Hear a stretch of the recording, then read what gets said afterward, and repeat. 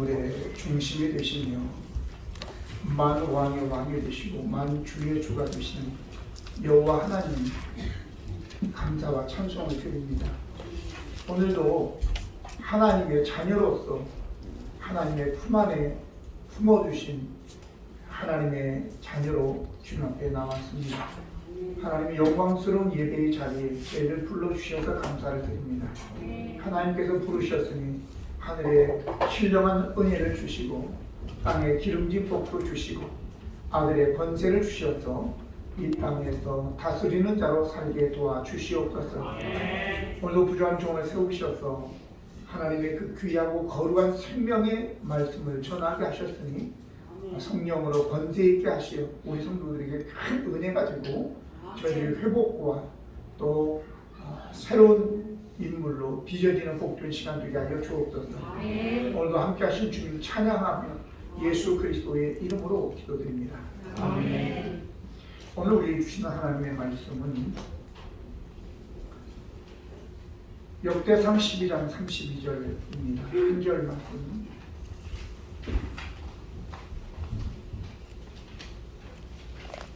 두 번을 같이 읽도록 하겠습니다. 시작. 이스라엘 자손 중에서 시세를 알고 이스라엘이 마땅히 행할 것을 아는 우두머리가 200명이니 그들은 그 모든 형제를 통솔하는 자이며, 한 번 더, 이스라엘 자손 중에서 시세를 알고 이스라엘이 마땅히 행할 것을 아는 우두머리가 200명이니 그들은 그 모든 형제를 통솔하는 자이며. 아멘. 시세라는 것은 다른 말로는 시류이죠. 시류. 시세는 에트라고 하는 히브리 말로서 시간이나 기간 아니면 정해진 때를 말합니다. 물론 시대를 아는 것이 만능은 아니죠. 시대를 알고 하나님도 알고 자신을 알아야지만이 가장 효과적인 인물로 쓰임을 받게 될 것입니다. 어떤 사람은 아주 특별한 재능을 가졌음에도 하나님의 나라와 인류를 위해서 공헌하지 못하고 오히려 많은 사람들을 현혹하여 개인뿐만 아니라 가정을 파괴하고 그리고 사회와 국가에 커다란 혼란을 주기도 합니다. 오늘 본문에는 우두머리, 통솔하는 자 이게 나오는데, 우두머리라고 하는 것은 로스라고 하는 히브리어인데 흔들다라고 이야기하고 있습니다. 이런 흔들다라는 동사에서 파생되었는데, 우두머리인데 하나님이 없는 자들은 사이비, 이단 교주가 되어지고 그들은 특별히 카리스마가 있어서, 하지만 그것을 오용해서 많은 사람들의 인생을 흔들어 놓죠. 통솔하는 자라는 것은 패라고 하는 히브리어인데 이 힘, 능력이라는 의미를 가지고 있습니다. 그러므로 하나님을 경외하지 않는 말을 잘하는 사람들은 말로써 사람들의 삶을 망치죠. 그래서 말 잘하는 자들 중에서 사기꾼들이 많은 것을 우리가 알 수 있잖아요. 지금 현 시대는 특별한 시대입니다. 과거에는 시간이 참 느리게 흘렀죠. 그래서 10년 전이나 10년 후나 뭐 달라진 게 없어요. 과거에 기껏해야 빠른 것이 있다면 자전거 정도?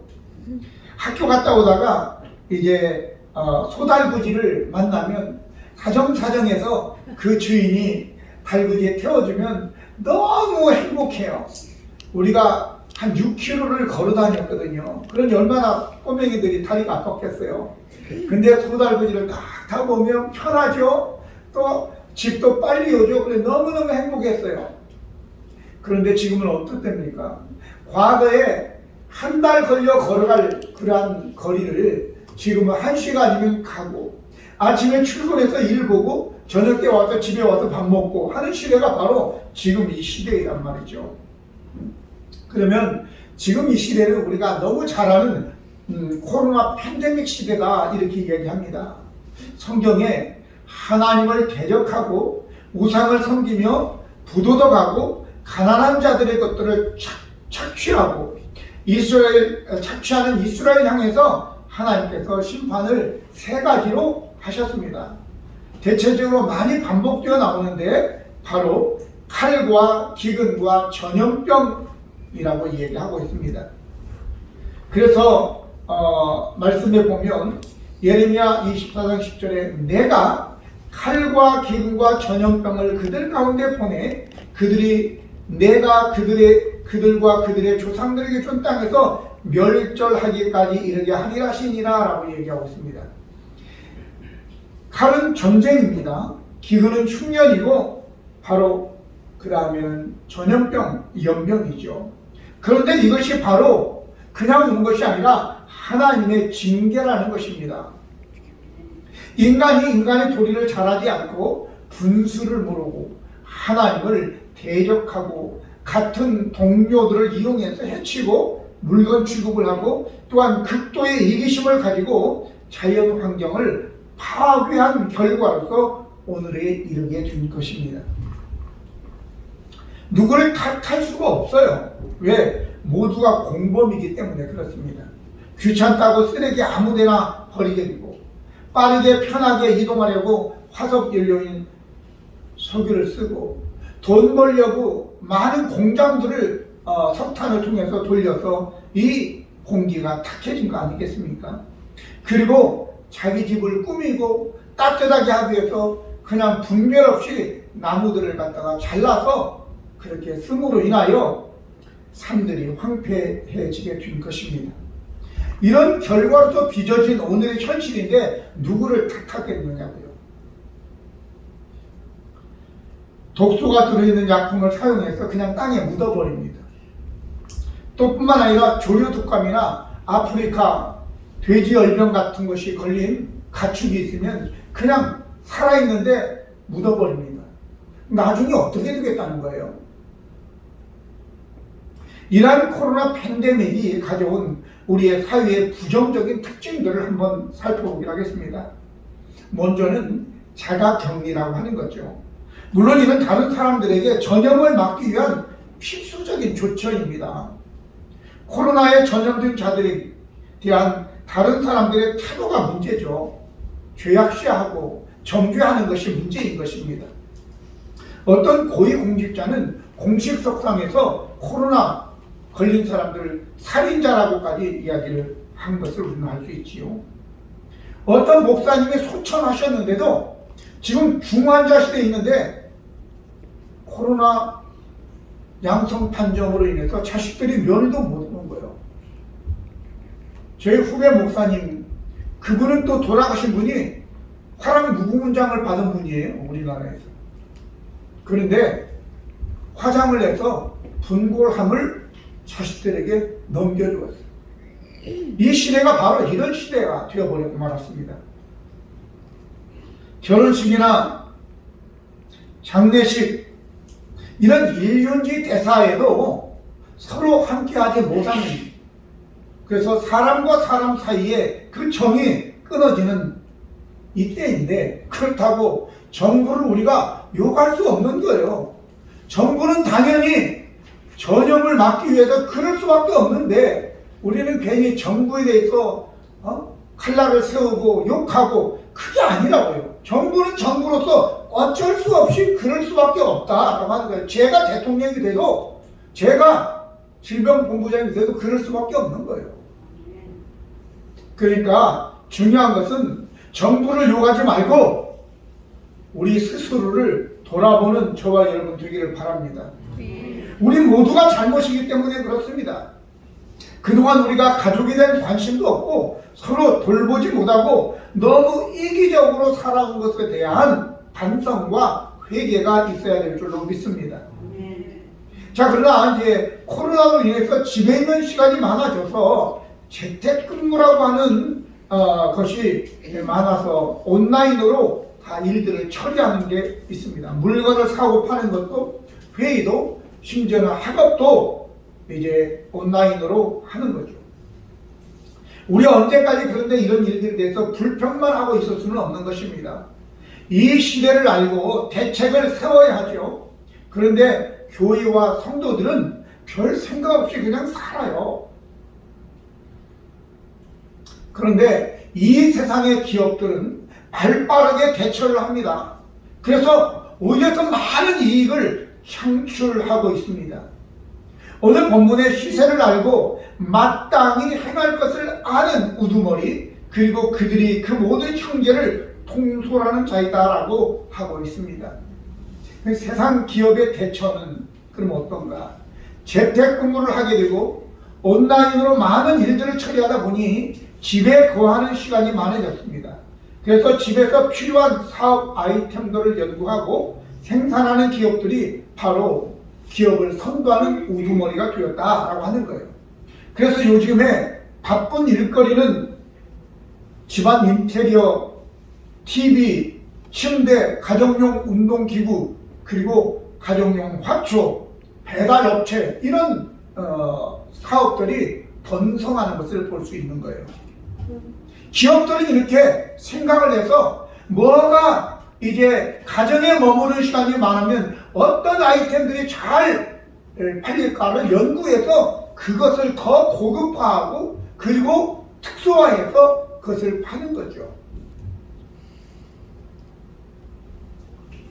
그런데 반면에 여행업체, 그리고 외식업체, 이런 호텔업, 이런 것들은 문 닫는 데가 많습니다. 외국 여행이 안 가는데 비행기를 어떻게 탑니까? 그래서 어떤 비행 회사는 그냥 비행기 타고 공중에서만 왔다 갔다가 오고 하면서 그 안에서 이제 물건을 파는 거예요. 그걸 또 연구해가지고 하는 사람들도 있고, 아니면은 사람은 안 태우고 짐을 실어서 하는 배달 업무를 하고, 이렇게 해서 적자를 메워오지만 그게 되겠어요? 어쨌든 간에 뭔가를 연구하는 거죠. 제가 스콧 갤러웨이라고 하는 사람이 쓴 거대한 가속이라는 책을 잠깐 읽어봤습니다. 원래는 포스트 코로나 이후에 이런 책인데 우리나라는 거대한 가속이라는 제목으로 이제 번역이 되어 있는데, 교회가 어떻게 할까 그런 내용은 없고, 기업이 이러한 코로나 팬데믹 상황에서 그리고 이 코로나 끝난 이후에 어떻게 해야 되느냐에 대해서 현상과 그리고 거기에 대한 대비책을 써놓은 책이었습니다. 별로 저에게는 도움이 되지 못했지만, 그러나 제가 시세를 아는 성도가 되자라고 하는 것이 바로 그 책에서 나온 거란 말이죠. 교회도 세상은 그렇게 가지만 교회는 교회 나름대로의 이 시세를 알고 그래야지만이 우두머리가 통솔자가 된다는 것을 기억하시기 바랍니다. 이 때를 분별해야 되는데, 열왕기 하 5장에 보면 엘리사 선지자가 나옵니다. 그때는 아람이 이스라엘보다 더 강한 때였어요. 근데 아람의 군대 장관 나하만이라고 하는 사람 많이 들어보셨죠? 나하만이 나병에 걸렸어요. 겉은 화려한 장군복을 입고 훈장을 달고 있는데 속은 문둥병에 걸려 있단 말이죠. 그래서 왕한테 얘기해서 자기 집에 하녀 하나가 있는데, 어린아이 하나 있는데, 이스라엘에서 잡아온 그 하녀가 주모에게, 주인에게 우리나라에 가면 그 엘리사라는 선지자한테 가면 우리 주인이 나을 수 있는데, 이런 정보를 주니까 그 정보를 듣고 왕한테 얘기해서 많은 돈과 또 선물들을 가지고 찾아갑니다. 어쨌든 다른 건 생략하고 이 엘리사에 갔는데 엘리사가 나오지도 않고 저 요단강에 가서 몸을 7번 담그라 이렇게 얘기해서 어쨌든 고침을 받았어요. 너무 감사하죠. 그래서 가져온 이 돈과 선물들을 갖다가 다 부리려고 하는데 엘리사가 딱 거절하는 거예요. 그런데요, 엘리사의 종 게하시가 있었어요. 아니 지금 때가 어느 때인데, 바로 6장에 보면 뭐가 나오냐면 엘리사의 제자들, 엘리사 선지자의 제자들이 비좁은 공간이어서 이제 나무를 베어다가 좀 넓히려고 나무를 베는 중에 남한테 빌려온 도끼가, 쇠도끼가 자루에 빠져가지고 강에 빠진 거예요. 그래가지고 이 안절부절 못하면서 선생님, 이 도끼가 나무 물에 빠졌습니다. 자, 우리가 여기서 뭘 생각할 수 있습니까?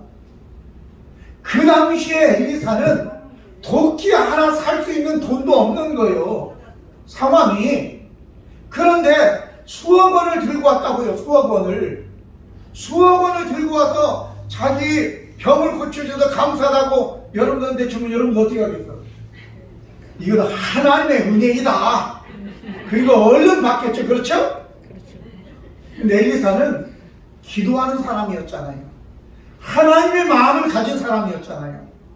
만약에 나만 장군이 나병을 고침받고 2억 원을 헌금하고, 예를 들어 우리 교회 와서 어떤 분이 나병이 걸렸는데 내가 기도를 해줬는데 딱 나았어. 잠시라도 우리 행복해져 봅시다 했는데 그분이 10억을 헌금을 하고 갔어. 그러면 얼마나 할렐루야야. 그렇죠? 우리는 할렐루야인 줄 보지만 하나님한테는 할렐루야가 아니야. 왜? 그 사람은 병고침을 받고 10억 원을 페이하고 갔어요. 그러니까 그 사람에게 빚이 있어요, 없어요? 없어요. 빚이 없죠. 나병을 고침받고 내가 10억 원을 대금 지불하고 간 거니까 다시는 기억하지 않아. 사람들에게 얘기할 때도 내가 병고침 받는데 10억 헌금했다 그러면 그럼 병고침 받은 게 큰 거예요? 10억 헌금한 게 큰 거예요? 10억. 그럼 뭐가 더 영광스러운 거예요? 10억. 잘 생각하세요. 그래서 엘리사는 게하시가 돈 받은 것에 있어서 분노한 거예요. 이 종 게하시는, 아니 지금 때가 어느 때인데 돈을 그냥 가지고 바리바리 싸가지고 그냥 주는데 받아야지 왜 그냥 보내냐고 너무 손해를 보는 것 같으니까 쫓아갔어요. 쫓아가가지고 지금 당장에 방금 선지자 두 사람이 왔는데, 이 선지자가 에브라임 산지에 있는 선지자 두 사람이 왔는데, 우리 엘리사 선지자께서 은 한 달란트와 옷 2벌을 달라고 하라고 저를 보냈습니다. 이렇게 했어요. 그러니까 이 나만 장군이 2달란트 가지고 가라고 그러면 한 달란트는 34kg예요. 그럼 2달란트는 짊어지지도 못해. 그러니까 종을 하나 데리고 간 거예요. 또 게하시가 지도 종이면서 종을 하나 또 데리고 가서 2달란트를 하나씩 메고 와서 자기 집에 딱 감춰놓고, 그리고 딱 엘리사 앞에 나타나니까 어디 갔다 왔냐 물어보니까 예? 나 아무 데도 안 갔다 왔는데요? 이렇게 나오는 거야. 지금이 은을 받을 때냐? 그게 뭐냐면 네가 은을 받아버리면 나만 장군에 대한 하나님의 은혜가 없어진다 라고 하는 거예요. 여러분 분별하시기 바랍니다. 그럼 지금 이러한 코로나 팬데믹 시대에 우리가 돈벌이를 하는 때가 아니라 그걸 내가 얘기하는 거예요. 제가 오늘 장황하게 이런 설명을 드리는 것은 기업처럼 머리를 잘 써서 돈을 이럴 때야말로 돈을 벌 때다, 기회다, 이걸 얘기하려고 하는 거예요. 그러면 바로 게하시처럼 그 나만 장군의 문둥병이 게하시에게 옮겨간 걸 아십니까? 오늘 하나님의 은혜를 저버리게, 떨쳐버리게 만드는 그런 어리석은 게하시처럼 행동하지 않기를 바랍니다. 그러면 그리스도인으로서 마땅히 해야 할 것은 뭐냐? 세상 사람들은 무엇을 하든지 간에 돈만 벌면 오케이야. 하지만 우리는 돈이 우리의 목적이 아닌 것을 아시죠? 대답을 안 하시는군요. 네, 돈이 목적이니까. 돈이 목적이 아닌 것을 아시죠? 오늘 그래서 함께 나누고자 하는 것은 유행에 뒤처지지 말자는 것이 아니라 하나님의 마음으로 하나님의 눈으로 이 시대를 분별하자는 거예요. 로마서 12장 2절에 너희는 이 세대를 본받지 말고 오직 마음을 새롭게 하여 함으로 변화를 받아 하나님의 선하시고 기뻐하시고 온전한 뜻이 무엇인지 분별하도록 하자. 그래서 이 시대를 분별하는 것은, 아는 것은 바로 하나님의 눈으로 지금 이 코로나 팬데믹 시대를 보자는 거예요. 물론 시대마다 그리스도인들이 해야 될 것들이 다르더라고요. 제가 바벨론에서 돌아오고 난 다음에 일들을 잠시 생각을 했습니다. 처음에 에스라 선지자가 돌아와서는 그동안 70년 동안 저들이 여호와의 신앙에 대한 그 해이해짐에 대해서 여호와의 신앙을 회복시키기 위해서 말씀을 저들에게 훈련하는, 가르치는 그런 이제 운동을 하게 됩니다. 그리고 난 다음에 수룹바벨을 통해서 폐허가 된 성전을 새롭게 하는 성전 재건이 일어나게 되고, 그 이후에 느헤미야 선지자를 통해서, 느헤미야 총독을 통해서 이 느헤미야가 무너진 성벽들을 재건하는데 씁니다. 솔로몬은 자기의 왕국을 세우기 전에 하나님의 성전을 건축하게 되죠. 오늘 저와 여러분, 우리들도 하나님의 성전인 우리 자신, 우리가 건설하고 재건하는 데 힘써야 될 줄로 믿습니다.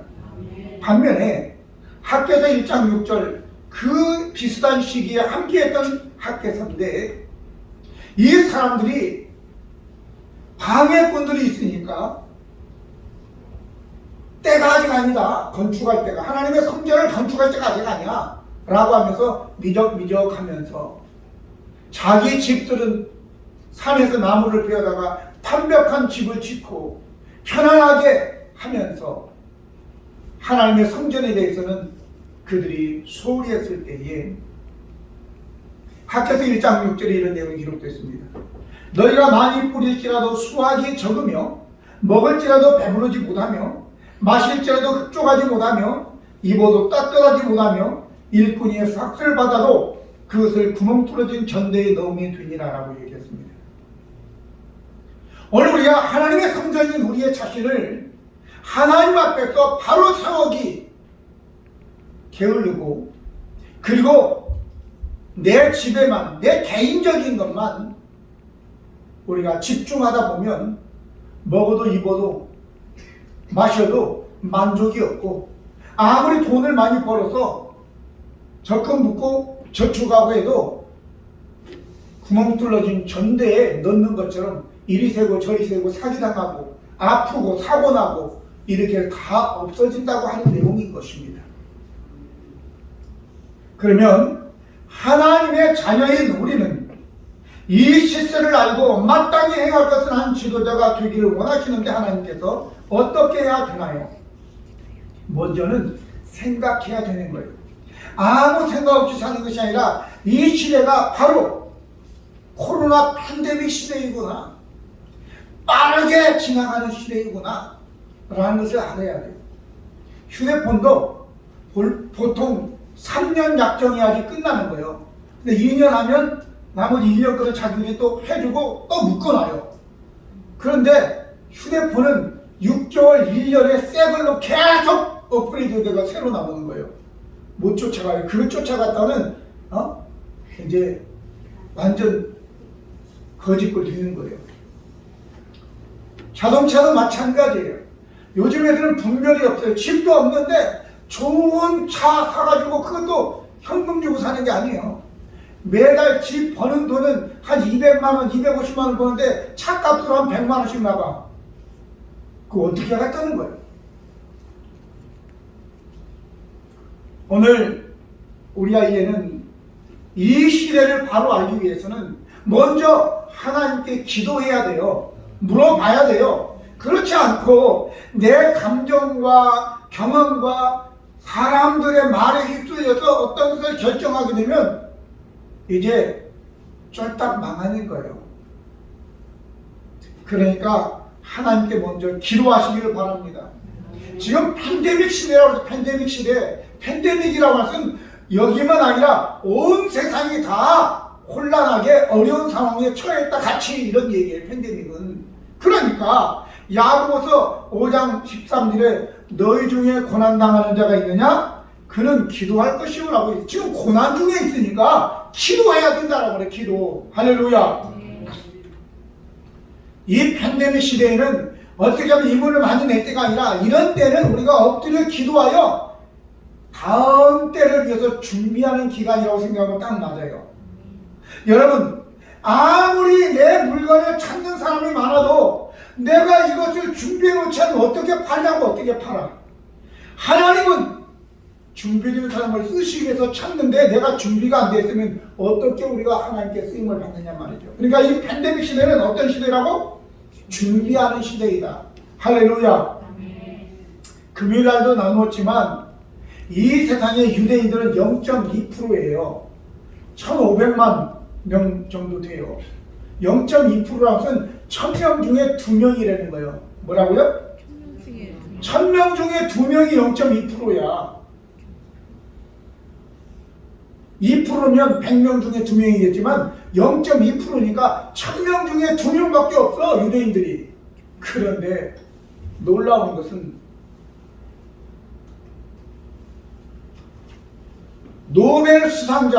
노벨상 수상자의 30%, 현재 하버드 대학의 재학생들의 30%,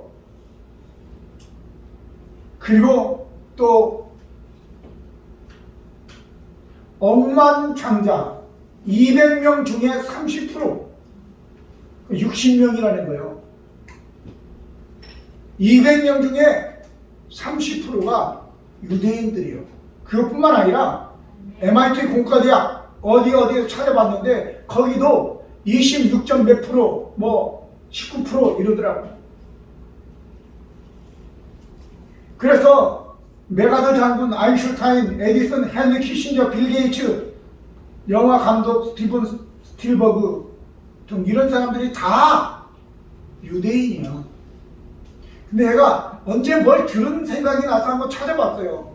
IQ가 어떻게 될까? 그리고 찾아보니까 유대인의 평균 IQ, 영국의 얼스터대 자료 2014년 건데 유대인들의 평균 IQ는 94, 한국인들의 평균 IQ는 106이요.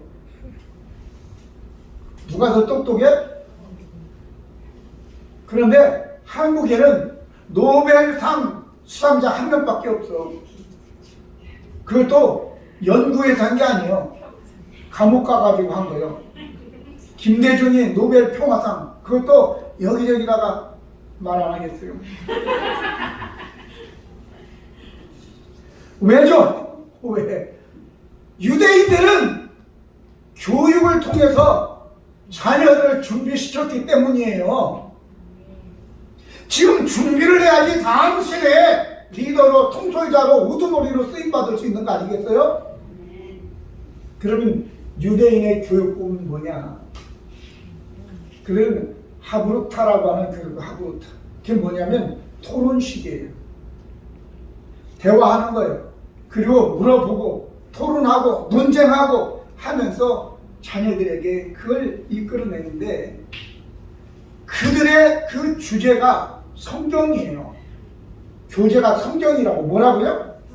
성경.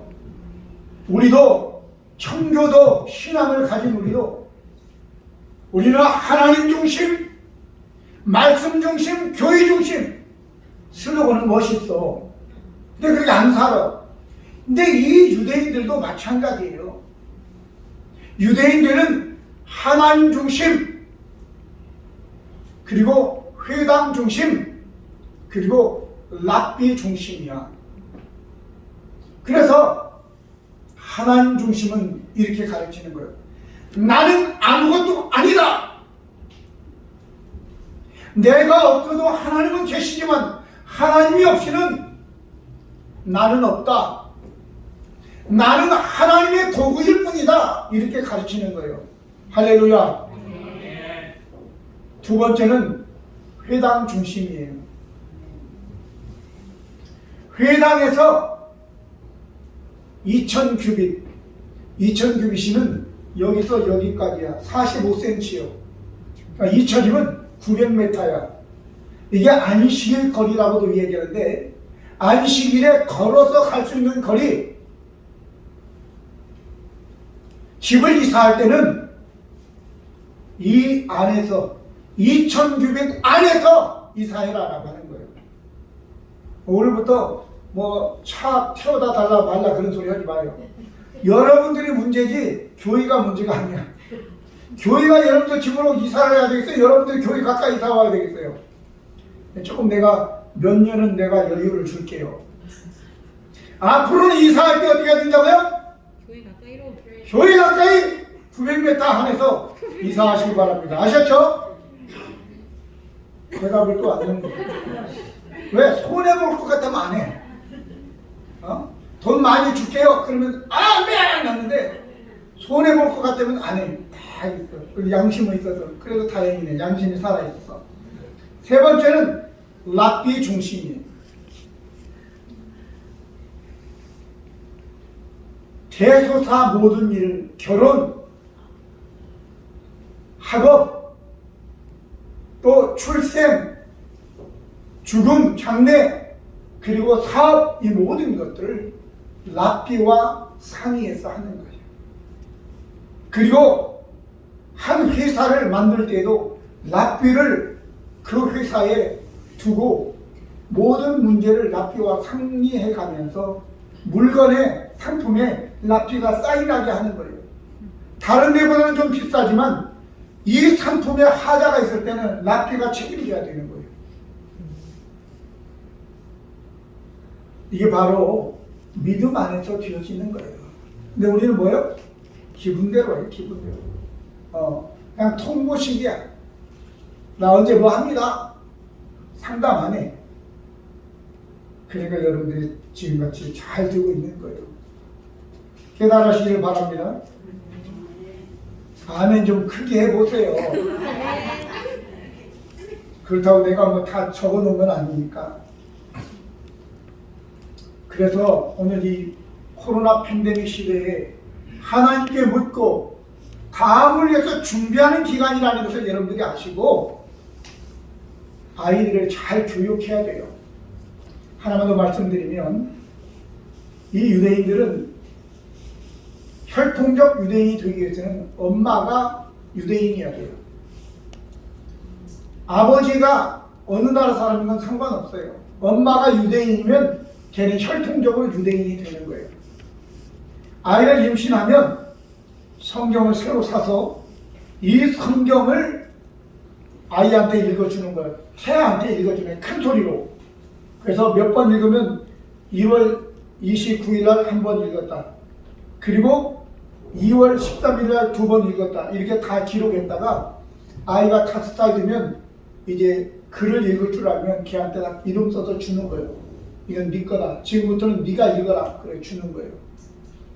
여러분 이 성경 창세기서부터 신명기까지 모세오경은 우리의 삶의 원리요. 원리.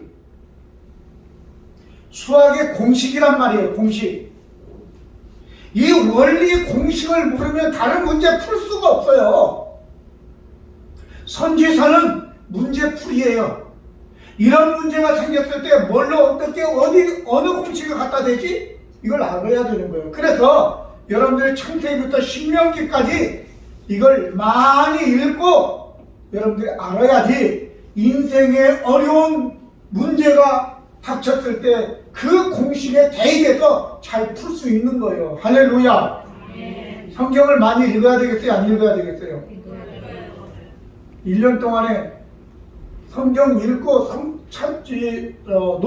노트북이 아니지 노트 못 받은 분 있어요? 성경 다 읽었는데? 다 받으셨죠? 저는 그거 그냥 노트가 아니라 굉장히 큰 선물이라고 드린 건데 하나님께 더 큰 걸로 갚아줄 줄로 믿습니다. 저는 작년에 한 8번 읽었어요. 8번. 근데 여러분들은 한 번을 안 읽으면 어떻게 하겠다는 거예요? 응? 자, 그러면 다시 시세를 알려면 기도해야 되고 또 뭐 해야 된다고요? 성경을 알아야 되는데 올해는 내가 꼭 한 번 이상 읽겠다. 그럼 손 한번 들어보세요. 내가 손 빨리 들어요. 새해는 안 읽을 거야? 네, 됐어요. 내 눈으로 다 사진 찍었어요. 꼭 읽으셔서 하나님이 쓰시는 소망이 있는 거예요. 우리 기쁨이 넘치는 교회는. 왜? 모두 다 한 번은 다 읽기 때문에. 할렐루야. 네. 하나님께 크게 쓰임받는 우리 모두 이 시세를 알아서 우두머리도 되고 형제들을 통솔하는 그러한 지도자들이 되기를 예수님 이름으로 축복합니다. 네. 기도하시겠습니다. 거룩하시고 은혜로우신 하나님 우리 아버지, 오늘 저희들 시세를 아는 성도가 되어서 이제 다른 사람을 지도하는 우두머리, 이제 통솔자들이 다 되게 도와주셔서 하나님이 기뻐하시는 리더들이 되게 도와주시기를 원합니다.